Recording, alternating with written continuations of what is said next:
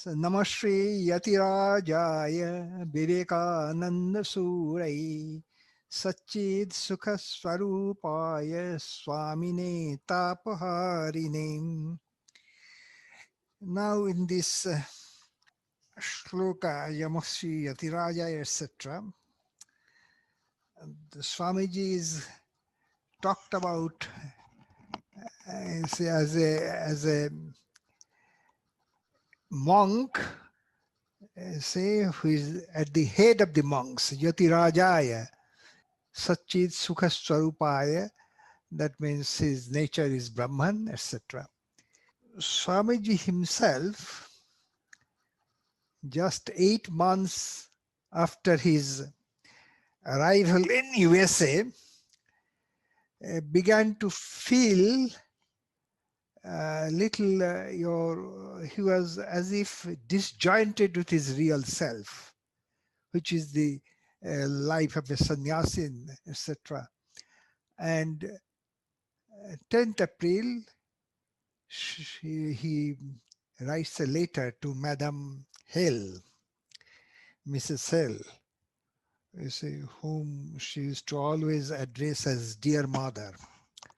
And this Mrs. Hill was the lady who first invited him in Chicago to her place. You remember that.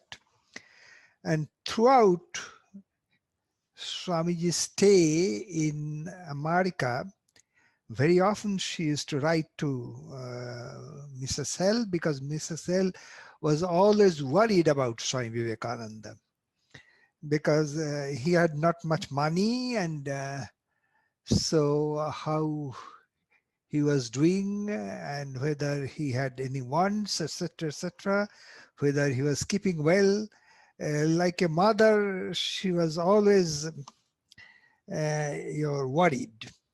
And Swami Vivekananda always, writes to her about all the developments, etc., and also about the different moods through which he was passing.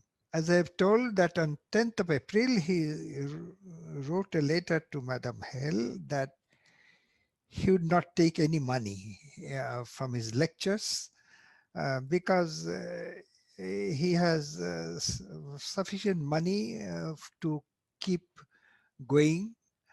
And he mentions that since there is no chance of success of his enterprise, that is his telling, so he should not take money. In Detroit itself, he wanted to return money to the donors who gave him something, but they replied that you can throw this money to the river waters if you like. We shall not take it back. So again, this mood is coming, and he's saying, now he's talking about no chance of success of his enterprise.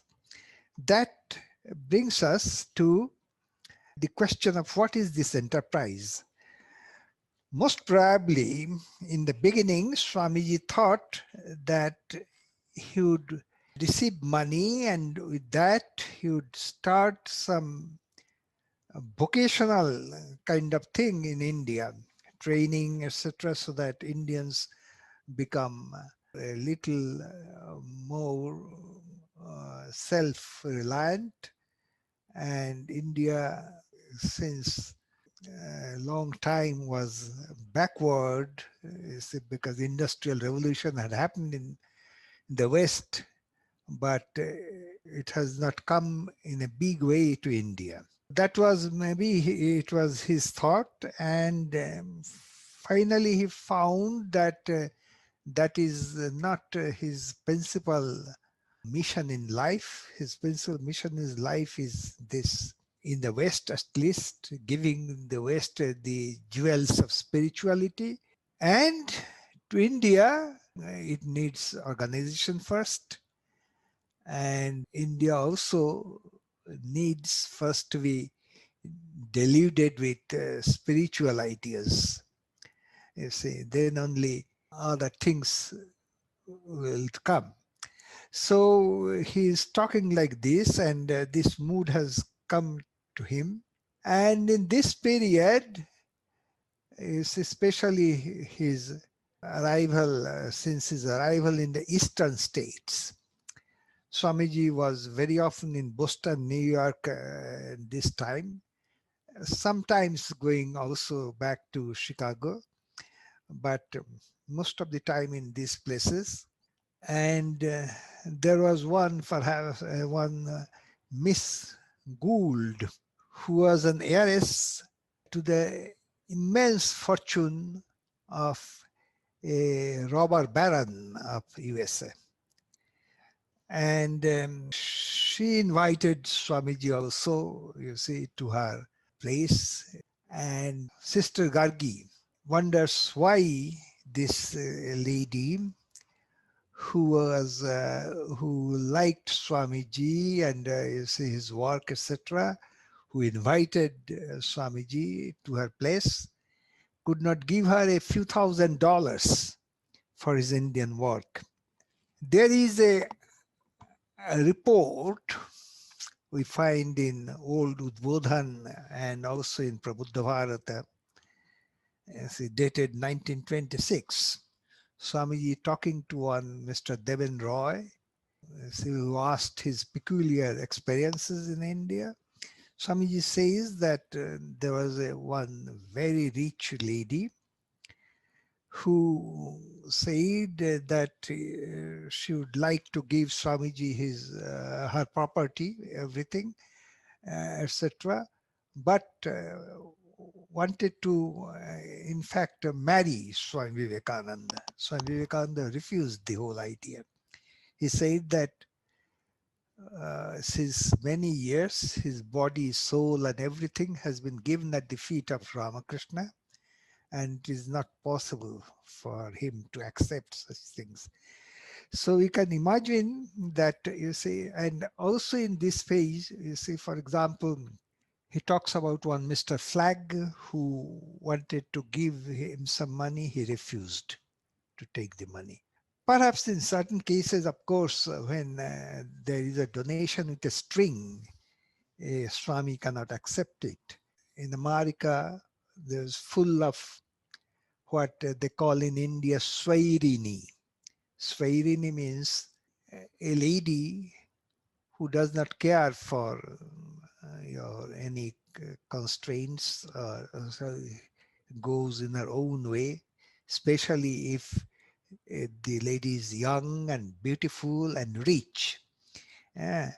She can go. So America, you see, though the women's leave as we know it today had not yet come in that force to USA, but USA had these things even at the end of the 19th century. Women were educated, much liberated, so they had this. This is to show that Swamiji was a monk and he had to steer clear of all these temptations which were inevitable in a country, Western country. And then another point is this, that time to time his mind was swinging in different directions. For example, on 23rd of August, he's writing a letter again to Madame Hill, saying, among many other things, that he knew this book, Thomas à Kempis' books, say, Imitation of Christ. He says, by the by, I have got such a beautiful edition of Thomas à Kempis. In India, he began to translate this book of Thomas à Kempis. He liked this book. Again, he's saying, how I love that old monk. He caught a wonderful glimpse of the behind the veil.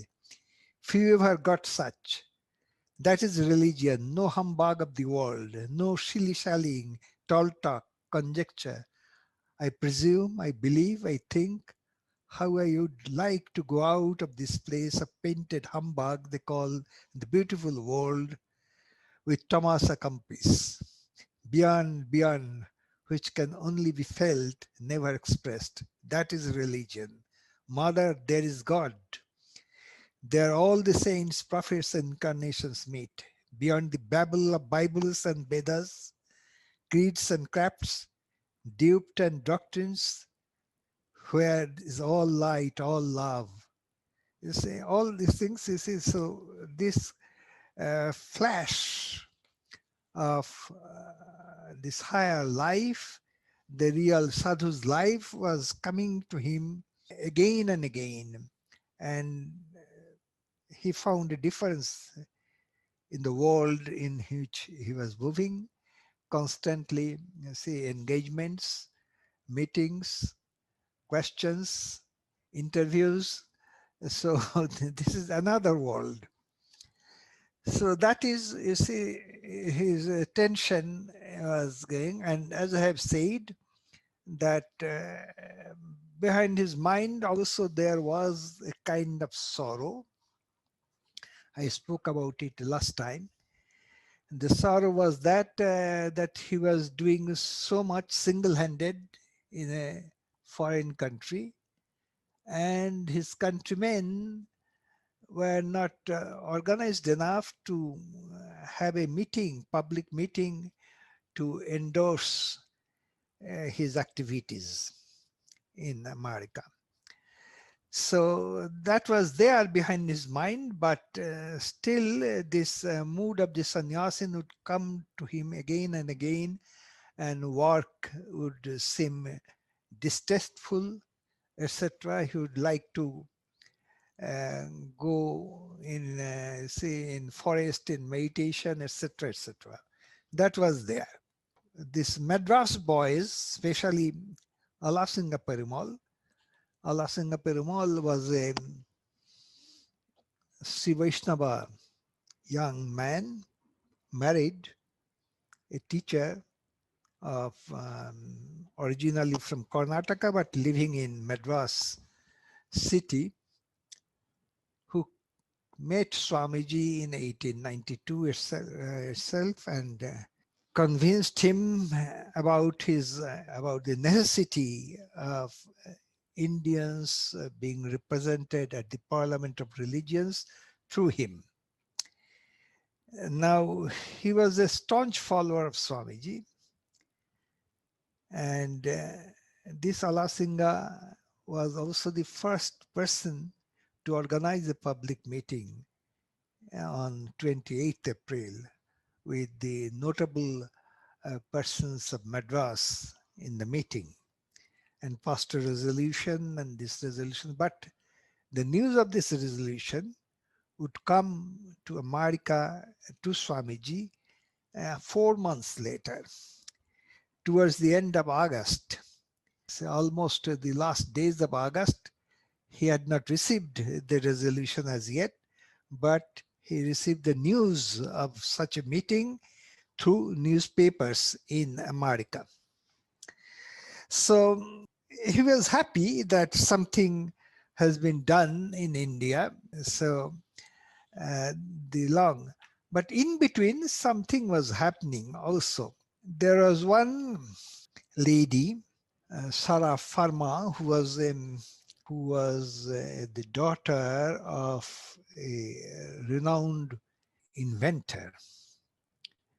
So long before Edison, his father put up in his house in Cambridge 40 incandescent lamps with multiple circuits before Edison invented the bulb which would be sold in the market very soon. This Shara Pharma had arranged something in a big property in the in the plain woods, full of pine trees and other things. And the place is called Greenacre, almost 1 hour's steamer ride from Portsmouth. So there, at that time, just about that time, your Mrs. Bull, Sarasi Bull, wanted to give a big donation to Swami Vivekananda for his Indian work. Now, Sarasi Bull was one person, Swamiji himself says that she was the only person in America in whom Swamiji had tremendous confidence, because all the other persons love him personally. But this Mrs. Bull was the only person who loved Swami Vivekananda because of Sri Ramakrishna.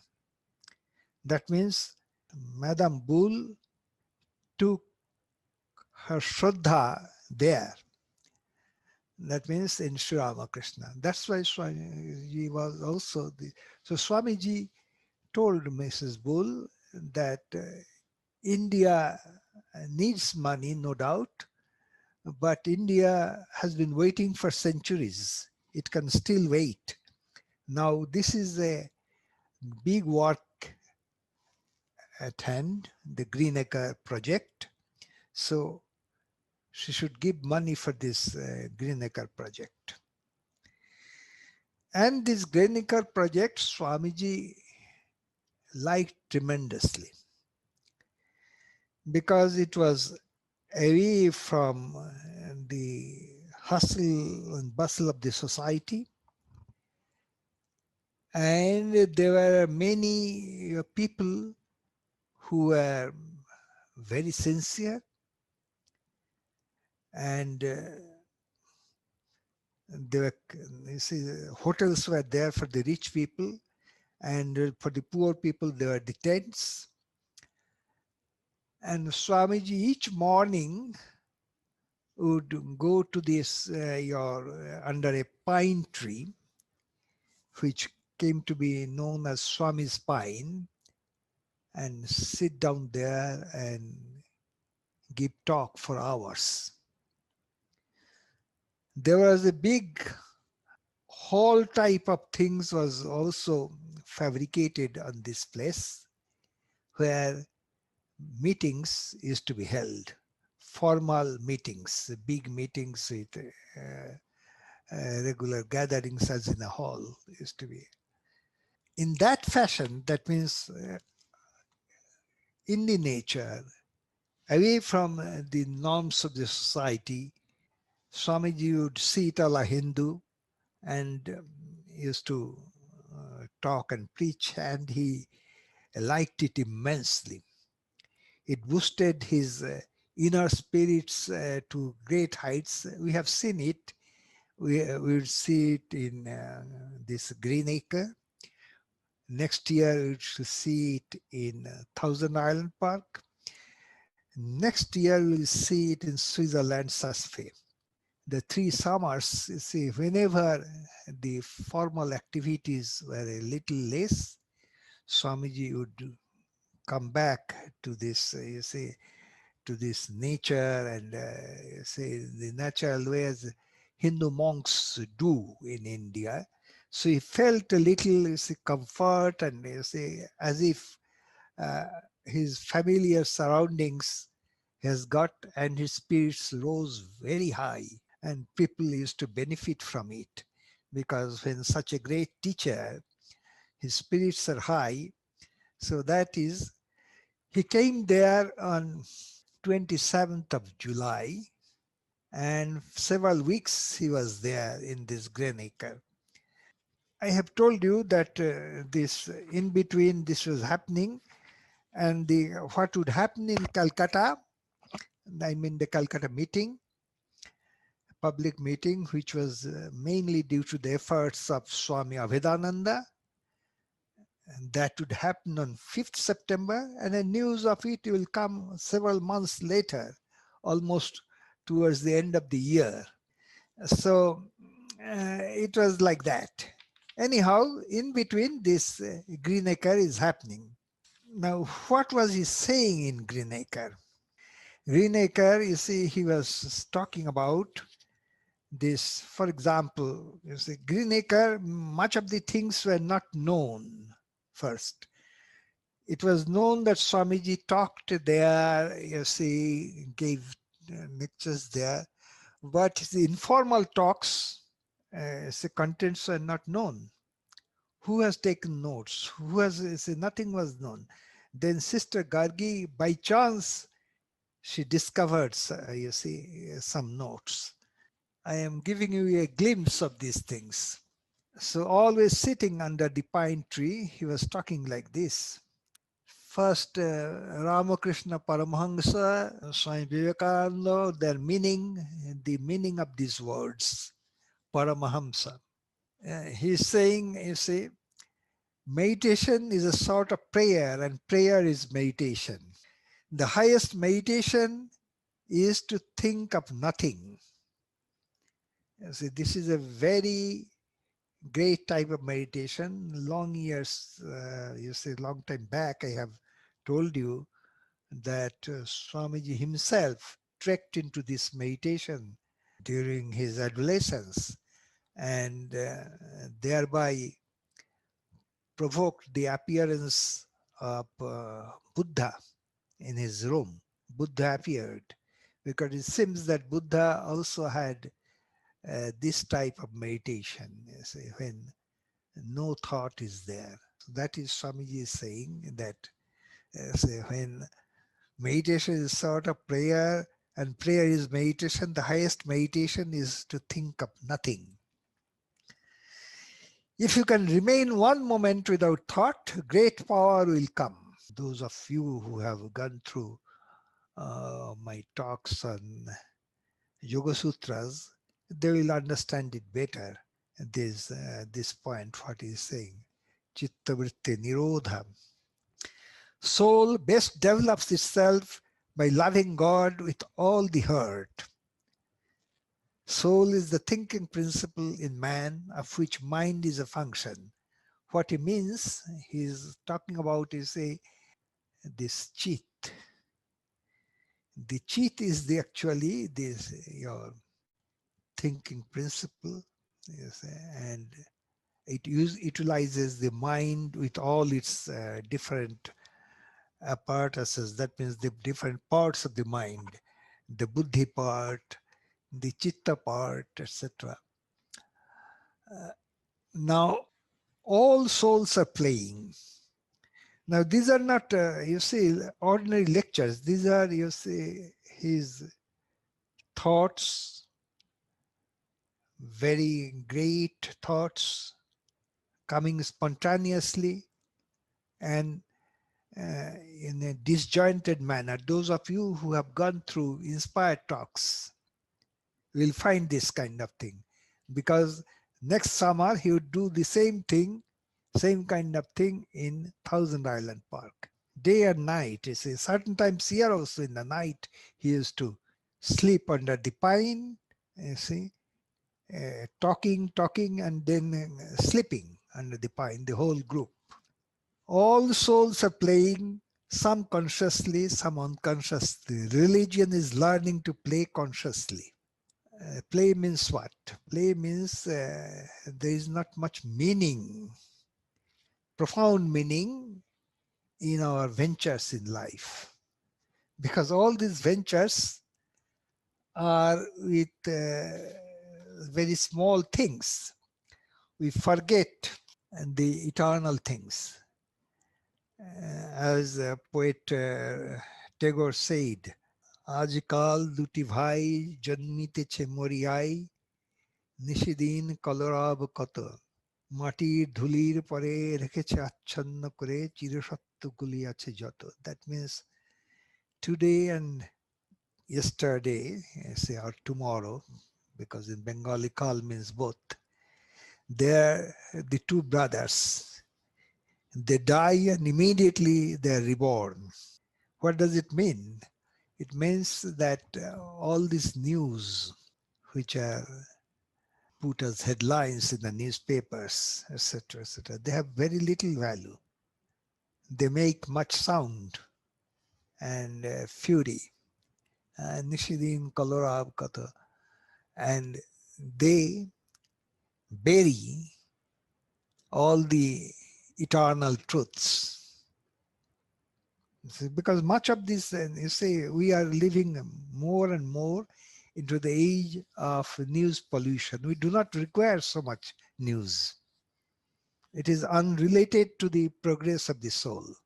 It is, so he's talking about this, that when you begin to play consciously, then it is religion. The guru is your own higher self. In Dakshinamurti Stotra, this is also there, that guru is your higher self.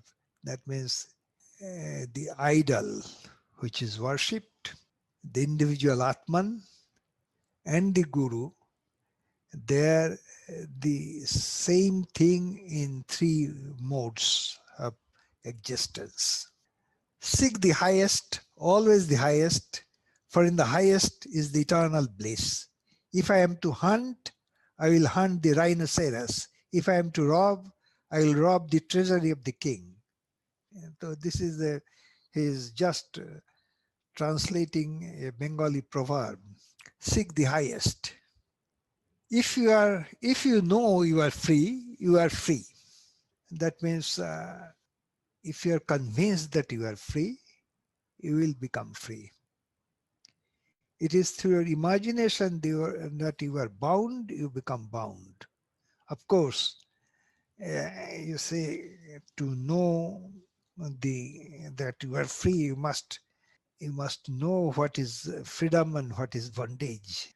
People who do not have any idea of bondage, so who think that they're okay, so they cannot have the idea of liberty or liberation. For liberty, you must have the idea of the bondage, then only liberation.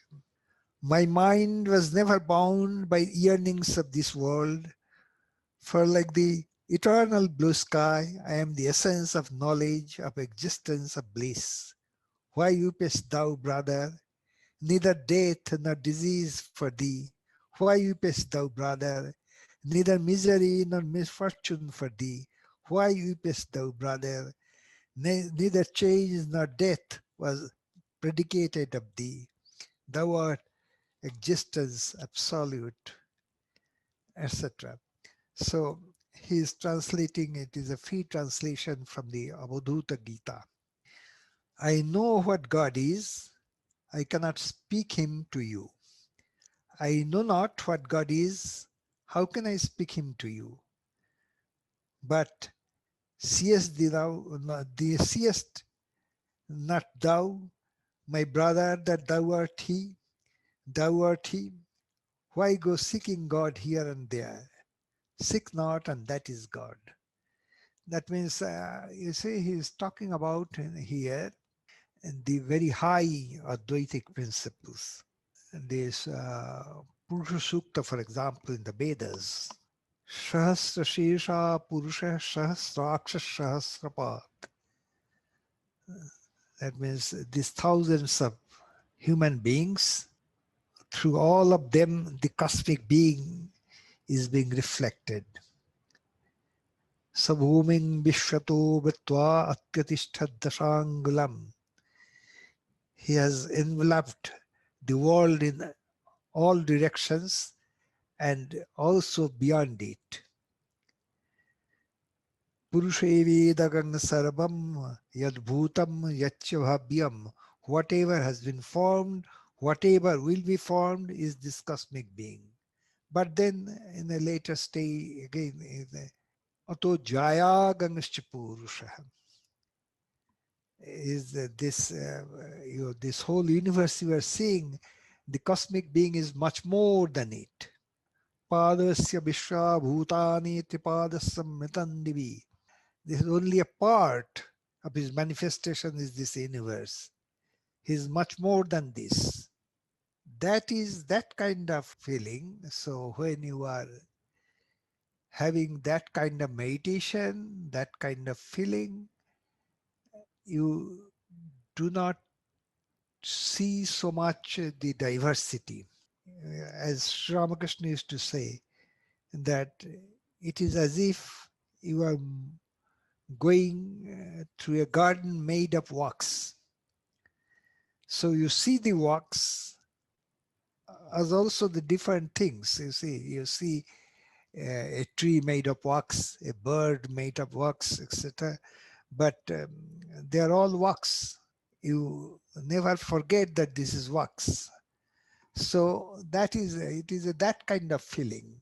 So such great souls, they move in this world with this idea of unicity. See, he's talking about that.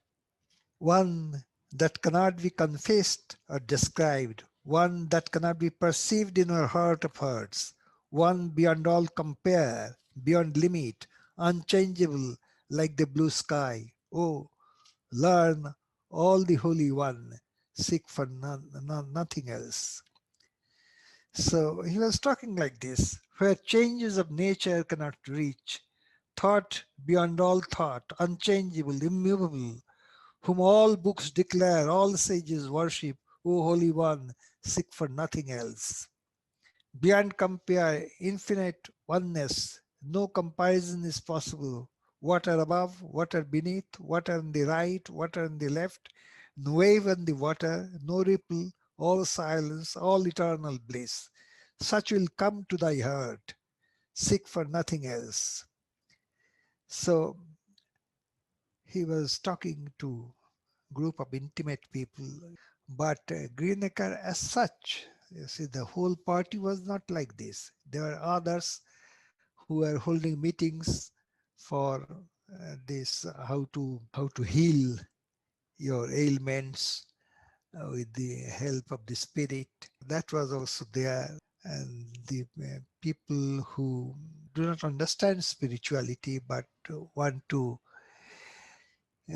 apply something spiritual for their other needs. They are also there too much. Four sorts of people worship me. Some want the delights of the physical world. Some want money. Some want religion. Some worship me because they love me. Real love is for love's sake. It is an echo of the Gita saying, Chaturbidha bhajante mang yana sukritanarjuna. Artha jiggasu artharthir gyani cha bhartarsava. The afflicted one, the person who is seeking knowledge, the person who wants God to enhance some of his prospects or special needs, and then the person who is Jnani means he has a conviction about God's presence. His conviction, that means that intellectually he is convinced that God is there. So these four kinds of people worship God. Real love is love for love's sake. I do not ask health or money or life or salvation. Send me to 1,000 hells, but let me love. Let me love thee for love's sake. Mirabai, the great queen, taught this doctrine of love for love's sake. Our present consciousness is only a little bit of an infinite sea of mind. Do not be limited to this consciousness. Three great things to be desired to develop the Lord. First, human birth. Second, thirst for the highest. Third, to find one who has reached the highest, a Mahatma. One whose mind, word, and deed are full of the nectar of virtue, whose only pleasure is in doing good to the universe, who looks upon others' virtues, be they only be a mustard seed, even as though they were like a mountain. These are free translation of Shankaracharya's, you see. Manushattang mumukshattang mahapurusha shangsaya. That is the words of Shankara.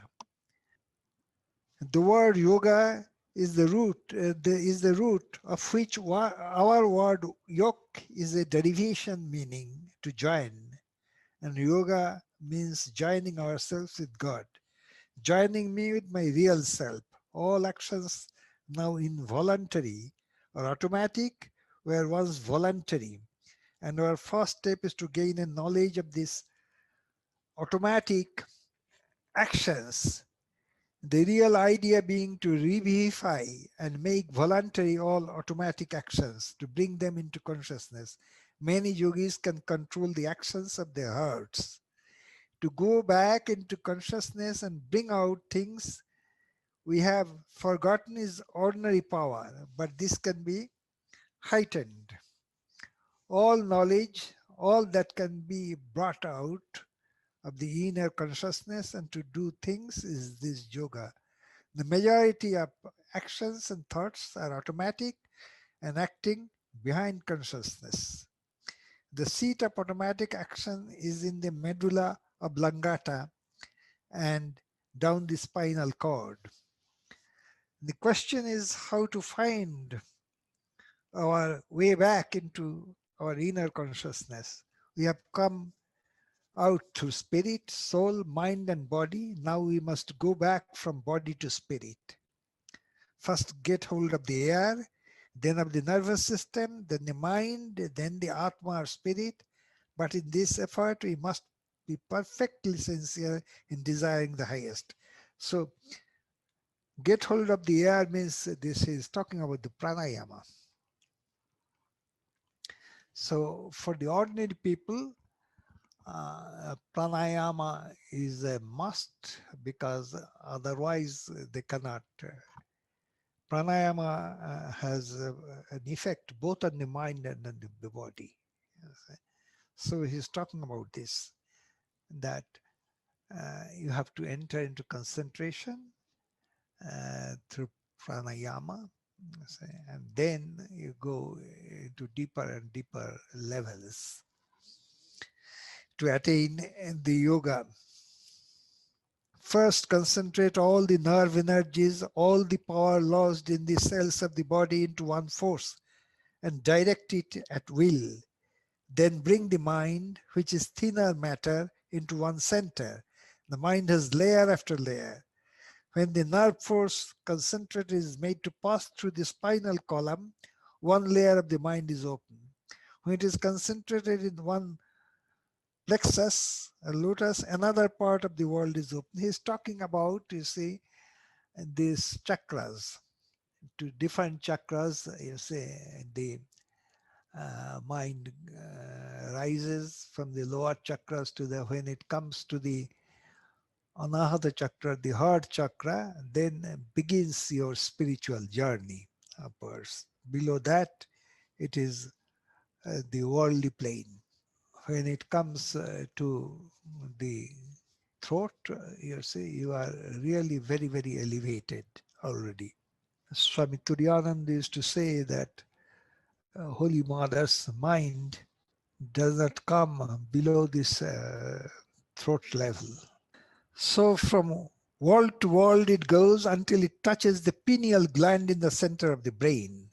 That was Swamiji's your conclusion, because Swamiji read something of this physiology as was available at that time of the, and was convinced that this highest samadhi has something to do with the excitation of the pineal gland.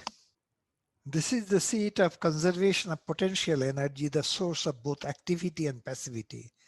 Start with the idea that we can finish all experience in this life, in this incarnation.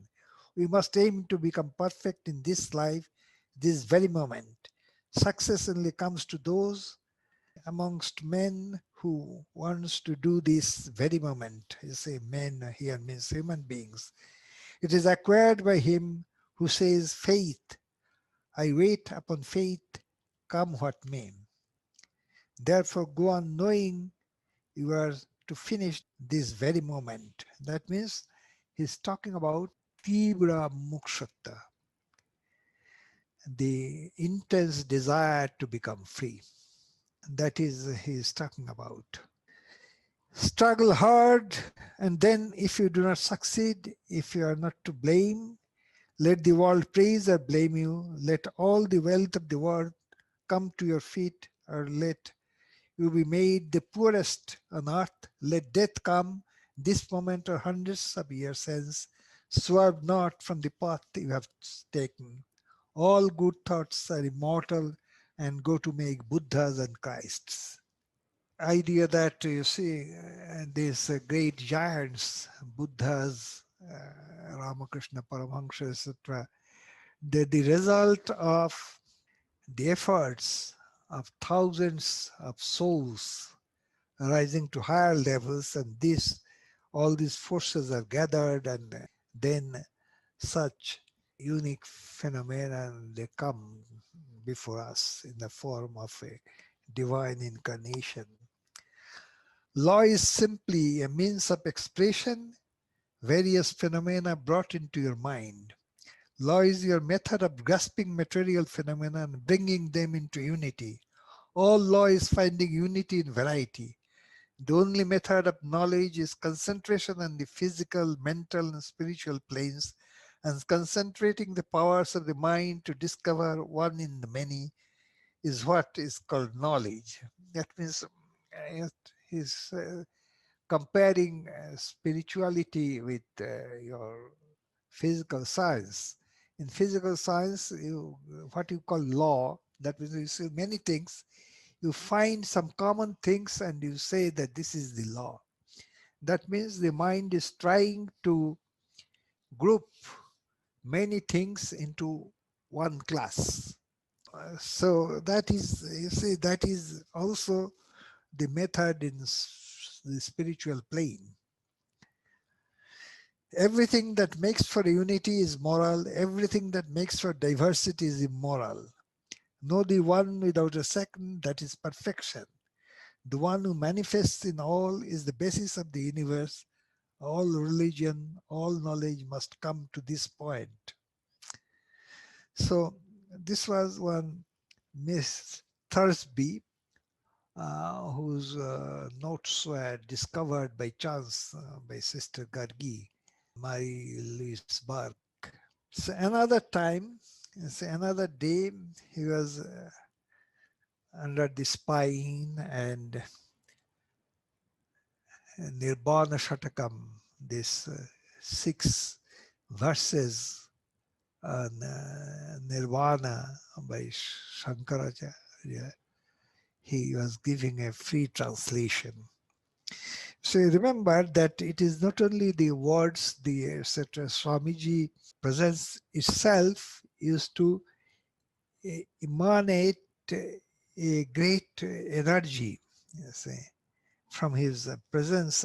You see, people used to feel emanation and some inspiration. That is always when a great soul speaks, it is always like that. And whatever you are listening now, the effect was much more to the listeners at Gruneke. That is my point. So from Nibbana Shatakam, he said, you say the translation, I am neither body nor changes of the body, nor am I senses nor objects of the senses. I am existence absolute, bliss absolute, knowledge absolute. I am it, I am it. I am neither death nor fear of death, nor was I ever born, nor had I parents. I am existence absolute, bliss absolute, knowledge absolute. I am it, I am it. So like that it goes on. You see, he's giving a free translation of this. Then, you see, on another day he was saying, yes, you and I and everything in the universe are that absolute, not parts, but the whole. You are the whole of that absolute. That means the idea of hologram. In a part, there is the whole. You see, because you remember that Vedanta's main, I mean Advaita Vedantas, they give an example of Ghatakasha. the space in the pot. Now, space in the pot seems to be a limited space, different from the cosmic space.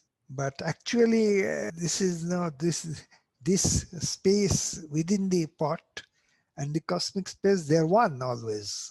There is no difference. It is not a part. The presence of the pot gives the illusion that it is a part.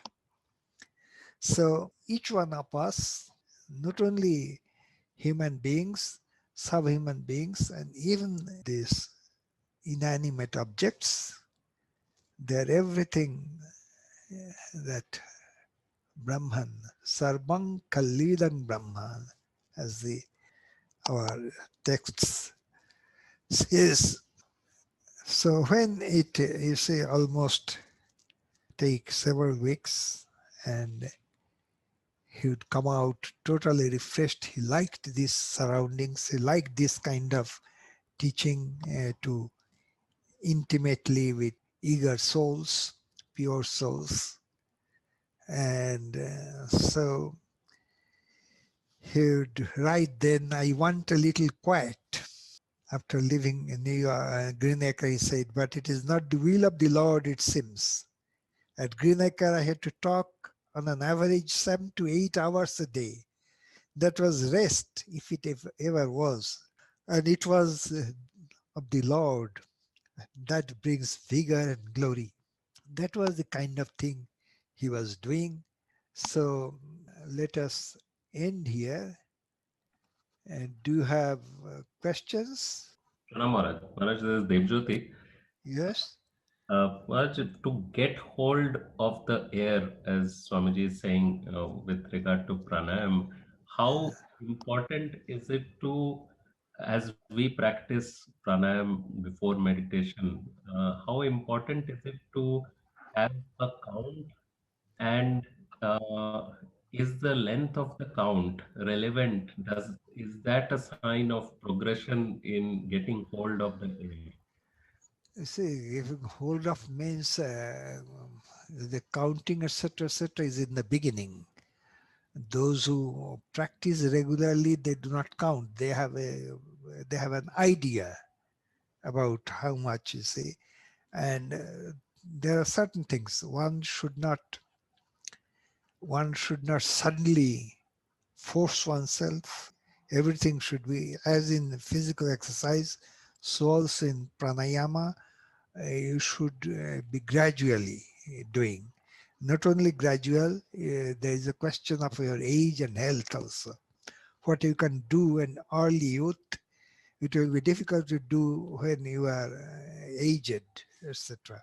And especially if you are not doing it, you see, continually, say, for many, many years, then it is like that. So, but the idea is that that ordinary persons who are weak in the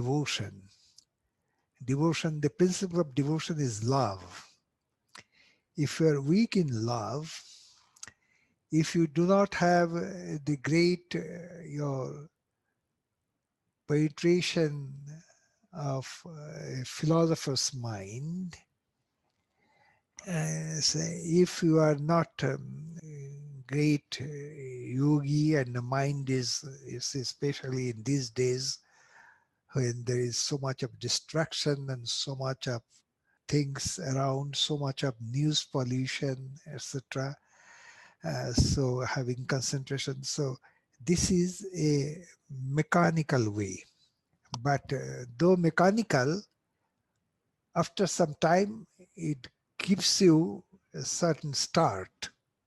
So all yogis at some point or other take recourse to this. And the highest your kind of concentration is achieved during the retention. But one should be very careful. Retention, especially old people, diseased people, it may cause tremendous harm also. So everything must be gradual and then, but it is very useful. It is very useful. So Swamiji's, if you have gone through Swamiji's complete works, you will find that his teaching meditation like this, you see, pranayama, and then this air is supposed to give a pounding through the spinal column, etc., etc. All these things he's narrating. And Maharaj, in that regard, the time that we hold as a proportion to the time of inhalation or exhalation, is there any relevance to that? Like what Swamiji teaches in Raj Yoga, is that anything that we should practice in our common daily practice? Yes, pranayama is pranayama one should practice unless, as I have indicated, unless you have heightened your love. Those who have heightened love, their pranayama happens automatically. If you have great love, you see, then you need not go to the mechanical. It is automatic. Your through the love and attention, your rhythm goes down, see, automatically. Right, got it, Maharaj. Yes. So this is a help for all those people who do not have a heightened love and who do not have a great penetration of the philosopher's mind. For them, it is easy. It gives them a mechanical way of entering into the spiritual life because the mind is come down and you will feel like meditating after some time. Okay, now let us enter then into the meditation. Our meditation subject would be, first of all, this the similar meditation. First of all, let us have meditation on the green acre. You see, green acre, Swamiji is sitting under a pine tree and talking to intimate people, you see. That is our first, you see. We'll have two kindred meditations, you see, today like that. So first of all is this, Swamiji meditating at Greenacre.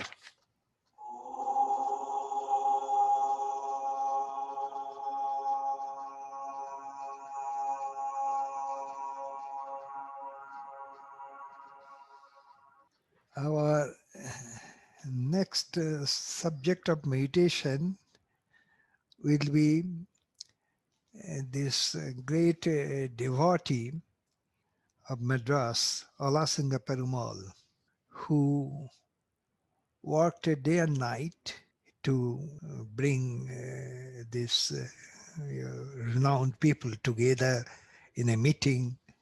Two objects were, one is to support Swami Vivekananda, that means endorsing that he has done a tremendous job in explaining the teachings of our holy books, our lawgivers, our sages in a foreign country, and also to thank the American people that the way they have received Swami Vivekananda, and saying that till now they had an image of America that it is a dollar worshipping country.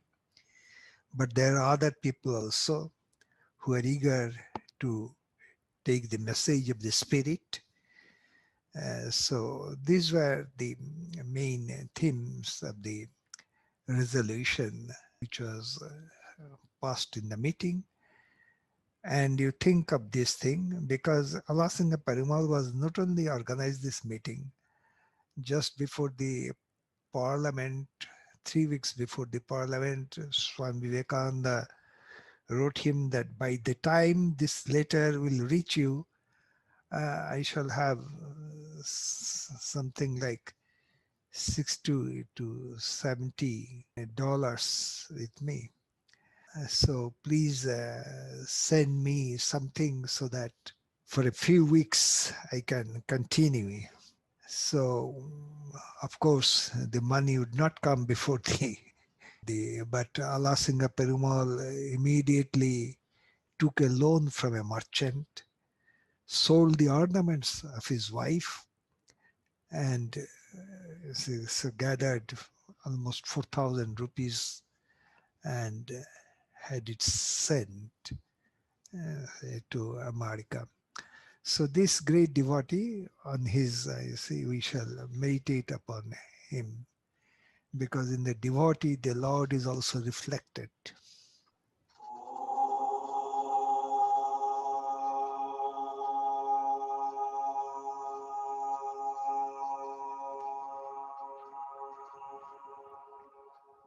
Our next subject of meditation will be a similar one, and that means we have mentioned and that there was a meeting also in Calcutta, though much later.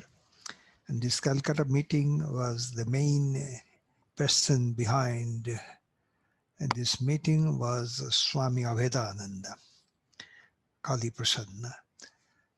So he worked day and night. Swamiji, of course, goaded through his letters. He worked day and night and made it happen. And he could even bring the principal of Sanskrit College. That was a great achievement, in the sense that many people were saying that what Swami Vivekananda was teaching was not Hinduism at all. It is a neo-Hinduism invented by him. So through the presence of these orthodox Pandits, there are many of them, and almost 4,000 people attended the meeting. So it was a very great meeting, and the proceedings were mostly in English, but some were also in Bengali, and the booklet was published, and it was sent finally to America, to the newspapers, and also to Swami Vivekananda, etc. So our next your meditation will be on Swami Amarananda and his efforts, because being full of enthusiasm, he became full of Swamiji's spirit at that time.